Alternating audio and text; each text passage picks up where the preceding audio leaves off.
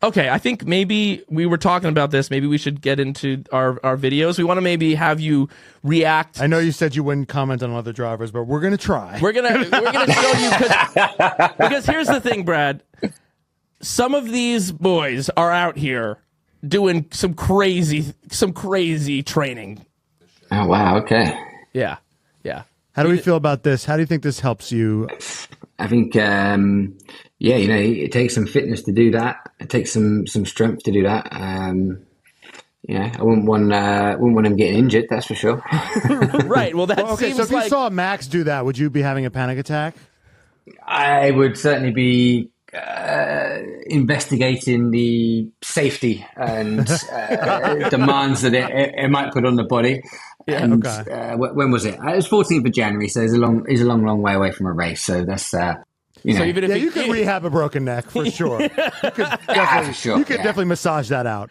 But I guess you see this and it's kind of like, is this necessary for driving a Formula One car? Is this necessary?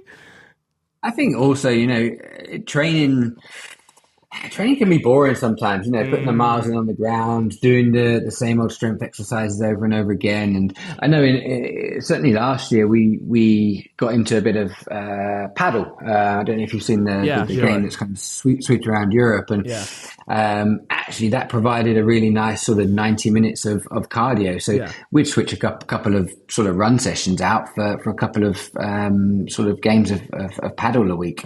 Nice, safe paddle. Yeah. No rolling ankles. Oh yeah, right. Yeah. But the thing is, he's probably because here's the thing is like when I had like a bad back, and like I went to a bachelor party and they were playing pickleball, which is big in the United States, and I was like, I'm gonna take it easy, but then I just wanted to beat these assholes so badly that I just immediately turned it on. Right. And I was beating everybody, and then I tweaked my back. So it's like, do you get so competitive sometimes that kind of gets in the way of taking it easy? Yeah, for sure it could do. I think you just have to play it safe. Maybe if the pain's already there, you don't do it. Yeah, gotcha. All right, Jenny, let's do the George Bridge. Yeah, it's not too dissimilar to some of the neck bridges that we would do. We normally do it on a bench. Yeah. This just puts the neck at a slightly different angle. I think a bench is probably safer, but but it doesn't look as cool. Doesn't look quite as ready to be memed on the internet. Yeah, it looks quite anesthetic, doesn't it? It looks like you should be doing like some dance or some ballet or something. Right. Yes. That is exactly why George posted this picture, because that is the vibe. I mean, we saw his intro pose this year. There is a grace to he just to has a George. knack. He just has a nose for it. All right, let's get Carlos in the sun on the bike. Yeah. All right. So a lot of drivers do this prior to Singapore, because they just give it. Well, we don't, but we have the summer weather in Monaco. So as I said to you, we'll go out and we'll train at midday in 39 degrees C. So it's not too dissimilar. Brad, you act like most of these guys don't live in Monaco and they don't have access to this training. But anyway. George has just moved there. Carlos doesn't, so you never know. Yeah, okay. Yeah, it's definitely not hot in Spain in the summer. Okay. Let's do Alex's neck training here. All right. So we've seen this fair amount of times when you're pulling on the neck. Oh yeah. So how do you know what the limit is? Because this is a big guy and he's going for it. I mean, like at a certain point is like, here's also a question. Do people how often are there neck tweaks? Do people get hurt doing this? Like, how do you know where the limit is? Have you ever pulled on the neck like that? Yeah. Have you ever pulled on the Max's neck like that? Yeah, there's a few videos of me doing that, I think, somewhere. How nervous are you? Like, this is the most valuable neck in the fucking world. You know where the limit is because they're letting you know. So you work towards. So there's two ways you can do it. There's a safe word. Yeah, exactly.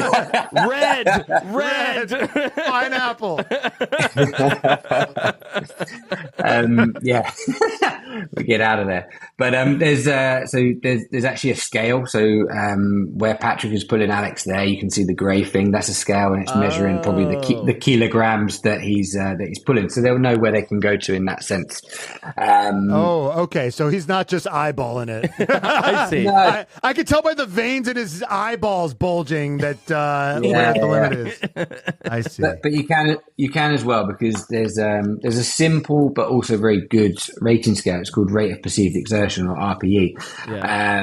And they've rated that against certain data in other things, and that subjective report is very similar to the level of where someone can go to. So normally in a kind of normal training session, you might work to 7 out of 10 RPE. So you're working hard, you can feel it hurting a little bit, but you don't feel like your head's going to fall off. Right.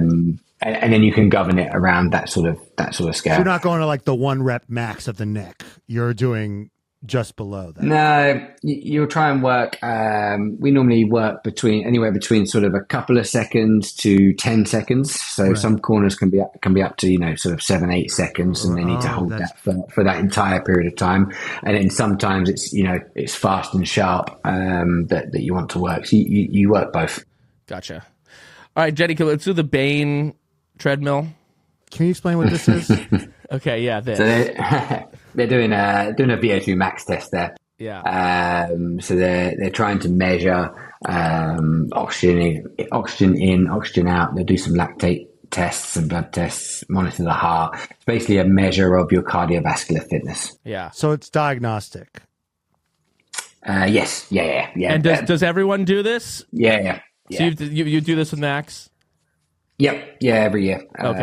After about 4 weeks of pre-season, we'll head over to Austria at the performance center there, Gotcha. and do a whole day of tests, stroke tests, cardiovascular tests, just to see where we are. Will you set a baseline and then do it again and hope to see an improvement?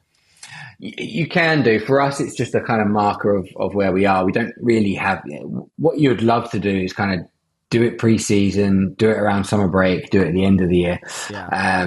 We don't have the time to schedule those days in. And that's why we do it after 4 weeks of pre-season. So we do 4 weeks of pre-season, let him get into some shape. Yeah. And then if he comes in, and these drivers want to be somewhere between 50 and 60, it's millimolecules, whatever the thing is there. And you think about elite soccer players about 60, 61, 62. So if they come in around, 55, 58, then, they're good, and you keep training and Gotcha. They'll reach a certain point.